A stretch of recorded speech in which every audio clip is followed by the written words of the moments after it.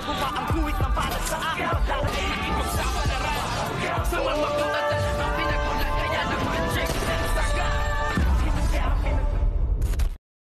Morning mga kachikas and welcome sa aking munting channel. Hindi nga nagtagumpay itong ang si Doña Pilar na makita at makaharap nga at mahabol itong si Aling Dingding dahil bigla nga itong nagtago at humarang nga itong si Roda. At dito naman ay nakaharap ng muli nitong ang si Don Gustavo, si Father, at dito nga ay abot-abot ang kanyang pasasalamat at nasabi nga niya na madalas na daw magsisimba ang kanilang pamilya dito nga sa Quiapo at nagpapasalamat din ito ngang si Father dahil nga muli silang nagbalik sa kanyang simbahan dito nga sa Quiapo at dito nga ay may iniabot siya na isang sobrang malaki at ito raw ay donasyon sa simbahan, ngunit tinanggihan nga ni Father ang kanyang binibigay na donasyon at sinabi ni Father na hindi raw sila tumatanggap ng anumang bigay galing nga sa gobyerno dahil sinabi ni Father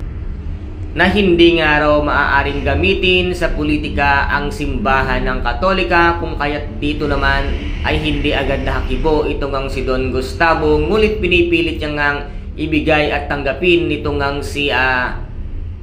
Father ang binibigay nga ni Don Gustavo, ngunit talagang nasawi itong ang si Don Gustavo at hindi niya nga tinanggap ang isang envelope na perang iniaabot dito kay Father at nanlaki nga ang mata nitong si Don Gustavo na sa kanyang mga mata ay nangangahulugan na ito nga ay tanggapin niya at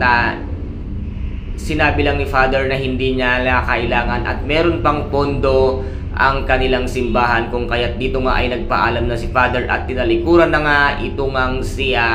Don Gustavo dahil alam ni Father na sinusuhulan siya nitong ang si Don Gustavo, kung kaya't hindi niya nga ito tinanggap. At dito naman ay pinagkaguluhan nga ng mga taga San Dimas sa Quiapo itong ang si Mayor Alberto at dito ay sinabi nga nila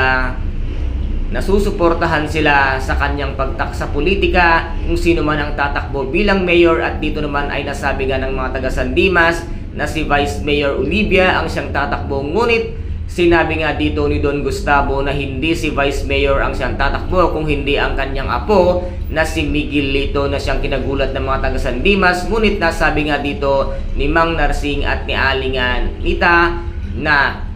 susuportahan pa rin nila kahit sino nga ang tumakbo sa pamilya ng Magirero, kung kaya't dito ay ipinagsigawan nila ang pangalan ni Miguelito bilang isang mayor na ngayon naman ay isa ring kinasama ng loob nitong si Olivia dahil talagang sinabi Don Gustavo na itong si Miguelito ang siyang tatakbo, kung kaya't dito nga ay nagbait-baitan naman itong si Miguelito upang makita ng mga taga San Dimas na siya talaga ang karapat-dapat na maging mayor pagkatapos nga ng termino ng kanyang Daddy Alberto. Kaya guys, ito po ang ating pakaaabangan sa mga susunod na episode dito nga sa FPJ ang Batang Quiapo. At kung nagustuhan po ninyo ang aking videos for today, paki-subscribe na lamang po ng aking channel, paki-like and share para maging update kayo sa lahat ng gagawin kong videos. Maraming salamat po. Ingat, God bless and bye-bye!